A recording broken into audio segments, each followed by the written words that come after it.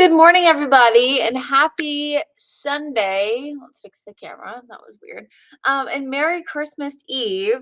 Um, Hopefully, you're all having a great day so far. And it's going to be a fantastic Christmas Eve. It's really nice to tell you guys about a Christmas Eve forecast that doesn't stink because last year we were talking about record cold, and the year before we were talking about record warm. So it's nice to just kind of have, it's so warmer than average, but a pretty mild forecast overall. It was a beautiful start to the day. We have a lot of sunshine across the board. You can see from Concord to Monroe to Lylesville to Ballantyne this morning. Last year, the Panthers also played on Christmas Eve, and it was the coldest home game they have ever had. December 24th, 2022. At kickoff, it was 20 degrees. The high temperature of the day was 29, and the low that morning was 9. It was actually the second coldest Christmas Eve since we began record keeping back in 1878. So, what does it look like today? As of course, the Packers are right here in the QC to take on the Panthers. Well, a much different forecast. By 11 o'clock, we're talking the mid 60s or the mid 50s, that is, mid 60s by the afternoon under a partly sunny sky. It is going to be a fantastic forecast from pretty much start to finish.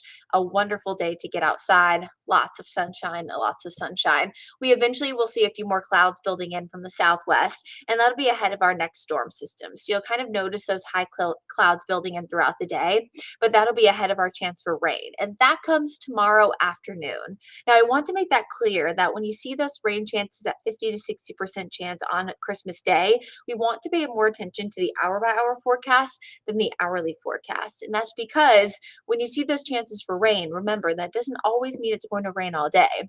And this comes from more of a social science perspective, as I often like to change the rain chances also based on people's perceptions of the whole day. So while there is a great chance of rain by the afternoon, I'm keeping us at about 50 to 60 since most of the morning is still dry.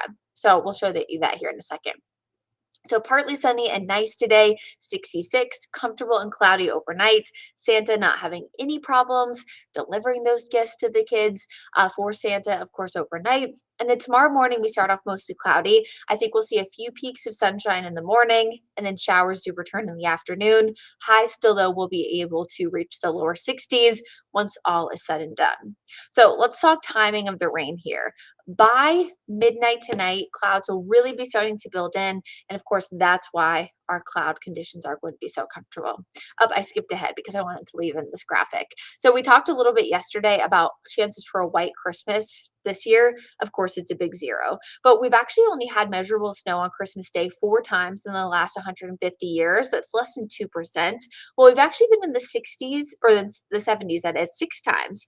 So probability wise, you're more likely to be in the 70s on Christmas Day here in Charlotte than you are to have snow. Pretty interesting, right? And the last time we actually had snow in Charlotte was back in 2010. So I would say we're overdue since it's been 13 years, but this is not that year. So as we look at timing here for rain chances tomorrow, I think there's a chance for some patchy drizzle tomorrow morning as we build in some of those clouds. But by lunchtime, we're still relatively dry. A few showers possible in the mountains, but these rain chances will be building in from the west and pushing toward the east. So I think it's closer to 2 or 3 o'clock before we see those chances for rain move into the Charlotte area, most of the metro. And then it's closer to 6 o'clock and later that those rain chances do become heavier. And really, they're heaviest heading into Tuesday. That'll also be our opportunity to see a few isolated thunderstorms and even the opportunity for those gusty winds. I've mentioned that a few times that the winds start to pick up throughout the day on Monday, but they do become most gusty on Tuesday. So it's Monday night and into Tuesday. We'll really probably want to tie down things like those decorations, inflatables, things of that nature. The overall flash flood threat is low, and that'll be tomorrow and into Tuesday. And that's because we don't really have a significant chance for rain over a short period of time. It's over that 2-day period, and that's for most of the Carolinas.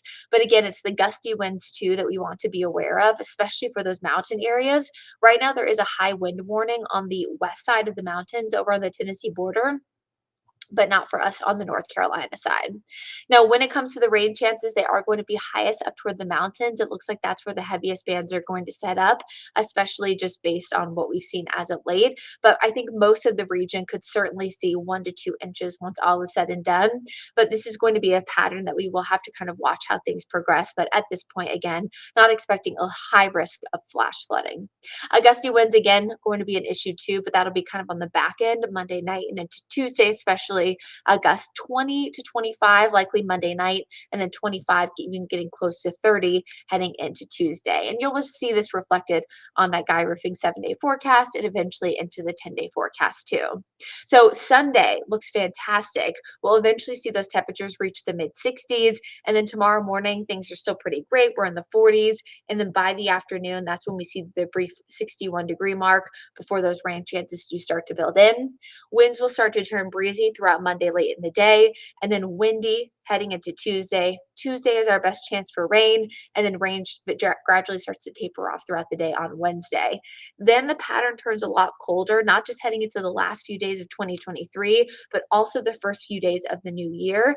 And it does look like our long range models are indicating that pattern flip to last into the first few weeks of the new year, too. But at this point, it's just something to watch because while I do pay close attention when it comes to those long range climate patterns, they're also an average. So just because it says, oh, on average, we're going to be colder over the next few weeks, that doesn't necessarily mean that we won't have a few warm days mixed in. And the opposite is true too. Even if we're warmer on average, doesn't mean you won't have a few cold days mixed in too.